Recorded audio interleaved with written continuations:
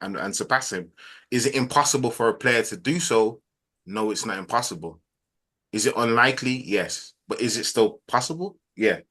So I think half of what you said is kind of, I'm not gonna lie, it's unfair to a player.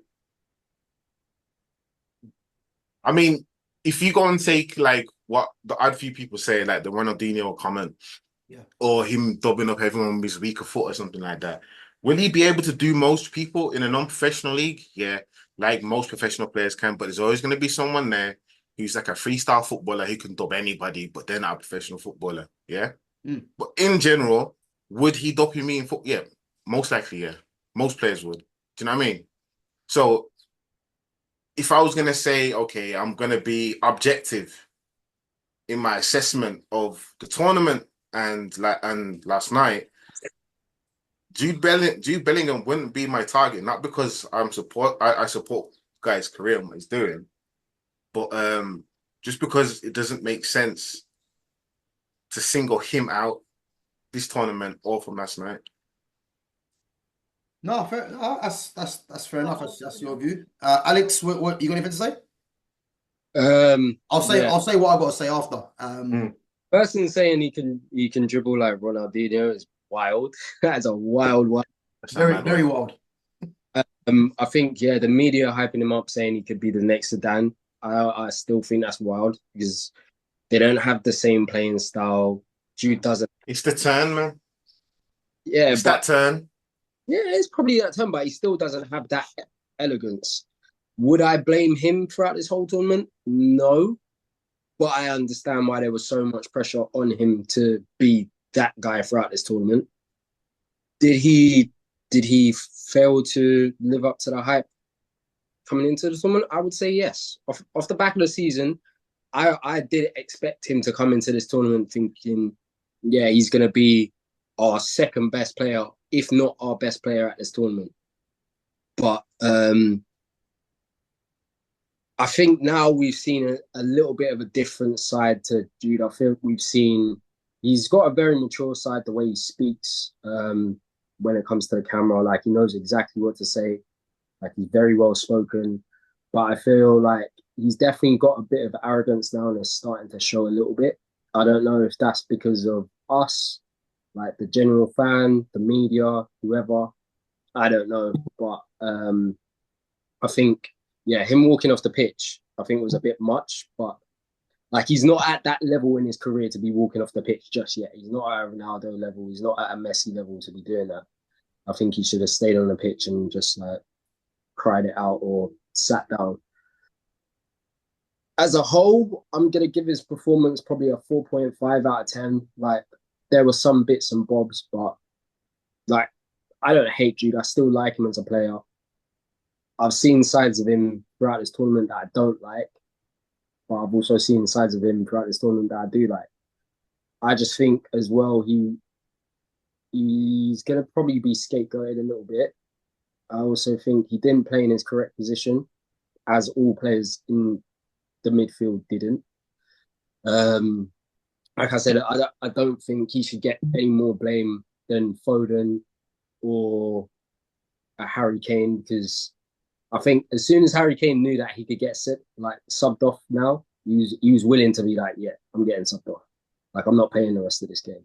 And now Gareth has come out and said, oh, he wasn't even 100% fit. So yet again, we've done the same thing. We've bought two players this time who aren't fucking fit. Sorry for my language. If No, it's like cool, man. we bought Luke Shaw, who wasn't fit. We bought Harry Kane, who also wasn't fit. So yeah, man, underwhelming all round. But I think to put all the blame on Jude isn't fair. But I can understand why the blame would go on Jude. He did come into this tournament with a lot of expectations and didn't fulfill those expectations. You think so? I don't. What did he do? What You did, know what it is? You know what it is? I don't think he had like any. I wouldn't say he had a sublime performance, but at the same time, I wouldn't expect honestly, I wouldn't expect any of our players to have had amazing tournaments, given what I said about the manager and his decisions. yeah. But you know what it is? Maybe it's because I'm not in the UK. I Mm. never got that same level of Jude Bellingham hype that people are mentioning. I heard more of the Foden hype because what I usually hear is going to be from fans online if I'm watching El Ahwa or the Football Terrace or something like that. Yeah, I'm going to hear the Foden talk. I'm going to hear a lot less about Jude Bellingham in general. So the idea that he was overhyped before coming to this tournament, Yeah. I don't know. I don't know. Like a lot of the like Zidane talk and the Ronaldinho talk, that's news to me. This is the first time I've heard that. So I'm like, wow. But So you know, let me jump in, yeah, because go on. do you know what it is, yeah? It might seem like obviously to you guys that I've got an agenda against this player, yeah. Believe me, I've not got no agenda against this player. But what the issue is, especially in this era of football now, yeah, is that someone like Jude Bellingham, Yeah. I would never have thought a player like him would get hyped up to the levels that he is now. And this is why I'm highly critical of the nonsense that I hear, and I have to kind of, you know, gauge my opinion on this. So when I'm saying, if you look at in terms of the starting forwards that England had, Yeah. Foden, Saka, Bellingham, and Kane, yeah, I'm not saying Bellingham was the worst out of the four, yeah. But the problem, if anything, Saka was the best out of the four, and that's because Saka is the only one that probably looked at least half decent in terms of he like he's going to do something. I know Foden had a good first half against Holland, but apart from that, he was poor. Harry Kane didn't play well at all in the tournament, and Bellingham for me was poor as well. So in terms of the whole four, he wasn't probably the worst. But the issue is this, yeah. As I mentioned to you, I got friends that have said to me, this guy has the potential to be better than Zidane. Now, the issue I had with this, yeah, is that Bellingham is not even better than Dele Alli, than what Dele Alli was, yeah? And Dele Alli is no world beater, yeah? Why Jude Bellingham is getting the hype he has done is nothing short of PR and because he's at Real Madrid. So there people will tell you, well, if he's at Real Madrid, he must be a good player. If you notice the pattern of what Real Madrid do, Real Madrid buy the youngest players from the different countries with the biggest PR. Yeah. And they've been doing that for time. And Jude Bellingham is someone that he has a lot of physical attributes going into a league that is not really known for that. Yeah. And as I said to you before, he's playing in a system where the system is getting the best of his attributes. Yeah. Now, when I'm hearing things like Zidane, Alex, as you said, yeah, he plays nothing like Zidane. Yeah.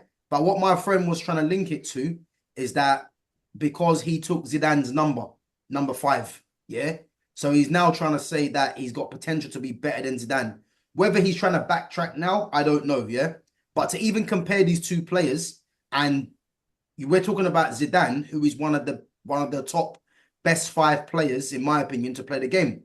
So you're actually disregarding players like Modric, players like Iniesta, players like Xavi, you know what I mean? That are who else is there? Pavel Nedved, Totti, some of the greats of the game, Frank Rijkaard, Ruud Gullit, yeah, to go straight for someone like Zidane. So question though, Huh? would you say that the majority of your ire towards Bellingham is mainly due to the PR hype? What I would say, yeah, what I would say, I think Jude Bellingham is just a good player, but the hype that he gets and the Ballon d'Or talk, yeah, he will be probably the worst player if he was to ever win the Ballon d'Or to win it. Because as I said to you, he's just a good player, but this country think he's better than what he is. And Yep. what I don't like, yeah, is that fair enough. These fans, the media, and the pundits want to gas him up to the hills, yeah, to make him think he's better. But you can actually start to see now that Bellingham actually believes his hype, because when against Holland, I heard that Southgate wanted to bring him off, and he told Southgate no. Yeah. That's what I heard. Yeah. Oh, he Now did. he did, yeah. Yeah. So there you go. Yeah. So it wasn't a confusion with who they wanted to bring up. It was just he told Southgate no. 100%. Well, 100%. I don't know what the conversation that took place. Yeah. But I But can then be if we don't know the I can conversation that took place, where's the story that he definitely told Southgate no coming from? Because when I was no. watching the game, Go they on. said, "Oh, there was a mix-up." It wasn't that they said during the game, Mm. it wasn't that he said no. He wasn't supposed to come off. It was planned for someone else to come on. I feel like I say that though. That's the thing. But this is the thing. Like It's at the all end of the hearsay day, in a when it comes sense. to stuff like this, you choose what you want to believe. Do Yeah. I think that he believes his hype? I think he believed the hype before the hype came. Otherwise, I don't think he would have made it so far. Of course, you gotta So believe. yeah, Certainly. so is like a player being somewhat arrogant is not going to bother me. Every good player is arrogant. Not everybody. Hold on, even Ronaldinho was No, arrogant. He was just arrogant with a smile. no, but Lens, You know what I mean? I do get what you mean. Yeah, every top player has a certain amount of arrogance in him. Yeah, I do get that because and to an extent, I actually agree with that. The issue that yeah, I have is that these people are doing a disservice to Bellingham because they actually think he's that player.